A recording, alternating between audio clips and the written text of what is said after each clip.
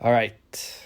Today we're moving on to season 13 in this Saying Something Nice series of videos. That was supposed to be one big video, but I legit had no time for that. I'm recording this during my breaks between studying, so please do leave a comment saying something nice about any season 13 queen, especially one that you may not particularly like. But before I begin, let me give a patron shout out to my new patron this week, Alex. Thank you for joining, and obviously thank you for helping me out with that. Let's go into season 13 immediately with Kahmora Hall. Kahmora has a very glamorous style of drag that I enjoy, and whenever I see her in drag, she just looks like a doll. So props to her on that. Joey J, it's nice that we finally have a gay contestant on Drag Race. I don't know if you guys knew that Joey J was gay, but I'm telling you, I'm not trying to out him or anything, but for real now, what I liked about Joey is the fact that, she went into the season knowing that she's probably going to be shit on for not wearing a wig and for using her real hair as, her hair in drag, which is like, hearing from the queens how much of a pain in the ass is having a wig on and everything that they have to do, it's like, yeah, if I enjoy doing something, I'm probably not going to want to put myself through pain to do it. So that's smart, I guess. And also, it shows you that Drag Race does not see the possibility of women having short hair. Because let's remember, on RuPaul's Drag Race, they only think that drag is dressing up as a woman or dressing up to resemble a girl or whatever. And they're like, wait, what do you mean you have short hair? A woman with short hair? You mean a man? Like, that's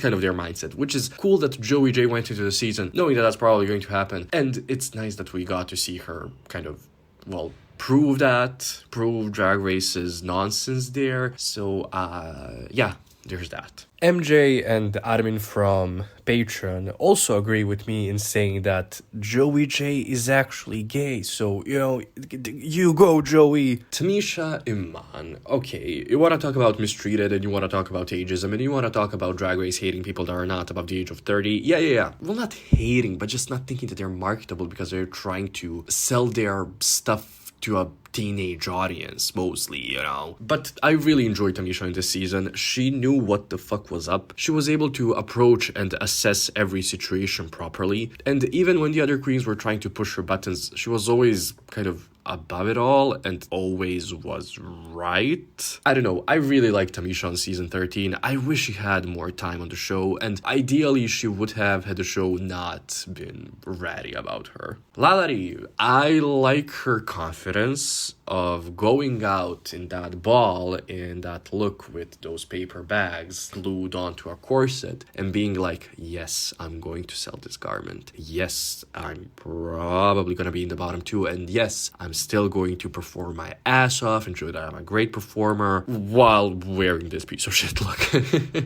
Elliott with 2 T's. You know what? Also a really good performer. Yeah. And to add on to this, let me include MJ's comment again, where about Elliott, he says that she's a good lip syncer. And I can agree with that. Denali. Alright, where do I begin? First of all, really funny, great performer, great looks, charismatic, honestly. Good confessionals, yeah, good. I like listening to her speak. That sounds weird. If she's ever on an All-Star season, hopefully she won't be on the same All-Stars with Rosé, because I think they're going to try to make a storyline out of that. But again, if she's on an All-Star season of Drag Race, she's gonna do really well. Also, as she is a queen of Hispanic? Question mark descent? I mean, I could say just that she's like of Latin descent or whatever, but I don't want to get it wrong. Either way, you know that she's not going to do well on RuPaul's Drag Race, which was apparent from episode 1, but I'm glad that the fans realized how talented she is and just how much bigger her talent is than what the show would allow her to show. Tinta Brunter, fun drag name. And also, she's a fan of yellow, and that's the best color that's ever existed, so yep, you go, Tina. Utica. Utica is a fantastic designer. Her looks most of the time were amazing. I like that she did not want to change herself for the show. She somewhat just slightly adapted her style to be let's say, marketable or that the show could market it, but I'm glad that the fans were able to see that, you know, her style was more elaborative than what she did show on show. I'm glad that she got her little moment on Vogue. That's very deserving. And again, I keep repeating and mentioning All-Stars, but if Utica is ever on an All-Star season, I hope it's an All-Star season that's like design heavy, because that would be really cool to see. Olivia Lux, my favorite from season 13. Ooh, or maybe it's Gottmik, maybe it's Kandy or Symone, but Olivia, legend. So what I really like about Olivia is just how she carries herself. Like, she carries herself as if she's constantly trying to show people that she's the Miss Congeniality of a season. And there's again this sort of ditziness to her and silliness. Some people have said that it's kind of fake and that she's just putting it on as a character. That's still good, because it's like she wants to be like that. She wants to be likable, and she wants to be fun and approachable, which is something that, you know, should be applauded. Like, good, she's not a sociopath or whatever. She wants to be liked. You know what I mean? Also, really beautiful in and out of drag, fantastic smile.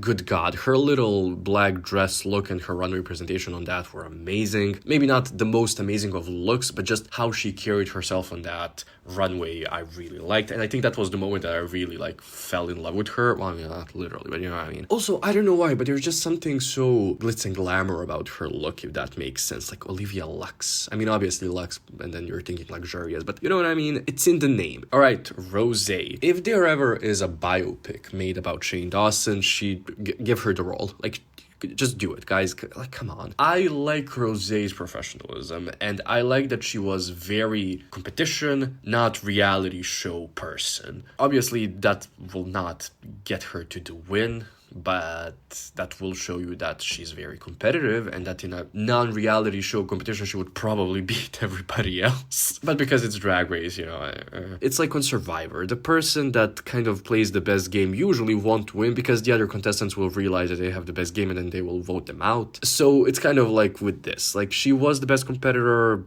Well, no, she wasn't. At the end, it was Symone who beat her track record. But okay, she was the second best, and she could have won, and it would have made sense. That's what I'm saying. Gottmik, really fucking funny. Just, I did not expect to have Gottmik be like the funniest person on that season. And also, and this just might be an understatement, she has great fashion, like really cool looks. It's always nice to see what she's going to do on the runway, and also follow her on Instagram. The looks that she posts on there are really good, really great. Furthermore, obviously, you know, finally we have some representation of trans men on the show, or just in general representation of trans men on US TV or any TV in general. Also, I think Gottmik's promo look is my favorite. It's so grandiose and kind of alienish. It's cool, you know. Oh yeah, that's another thing about Gottmik that I like. She seems cool. She seems like she would be so fun to hang around with. Hang around? What? Kandy Muse. First half of the season, I was like, why is she here? I do not like this person. And then the second half, I was like, oh no, that was just the edit. She's really funny and really cool, and her silliness and just kind of no shits given attitude is refreshing kind of on Drag Race. And it's especially refreshing that she's a bigger queen, because we don't really see that often with the bigger queens on the show. So it's a nice way to present that kind of a character as well. And you know what? She also has had some good looks on the show. She's a great performer as well. She's fun to watch. She's a good confessional, even though sometimes I can't really understand her always. But it's fine. It's fine. Also, I'll always be kind of biased, you know, for the New York queens. So there's that. And the winner of this season, Symone. Like, where do I begin? I remember watching the season and literally from the first episode being like, oh, this is the winner. I just watched her for like 5 minutes and I was like, no, this person has to win. And she did win. She's such a great, I don't want to say follower of RuPaul, but when RuPaul retires, I think the show should go to her or maybe to Bob the Drag Queen. Because Symone has all of the, you know, fun parts of RuPaul, but then also she's likable. You know what I mean? I just love her style. Like, she's so smart with everything she does. And it's also very interesting that she did not come from like a rich, overly accepting, well, not that there's such the thing as overly accepting, but you know what I mean. Background, that she's very like self-made. Like she did not have somebody pushing her to be great. She made herself be great. Also, again, good performer, knows what works for Drag Race and just like for people in general. If I had a choice to see somebody, you know, from this season like perform, it would be Symone or like Denali. But again, I will die on this hill. Symone is a deserving winner of season 13. No ifs, buts, or maybes. And that's it. That's the video. Yeah, this time we have an outro because I do have the time to actually record one. Again, as I've said in the intro, it would be nice if you commented something nice about any season 13 queen, especially one that you may not particularly like. But if you don't want to do that, well, I don't know what to tell you. I'm not your mom. I cannot make you do it. Thank you for watching.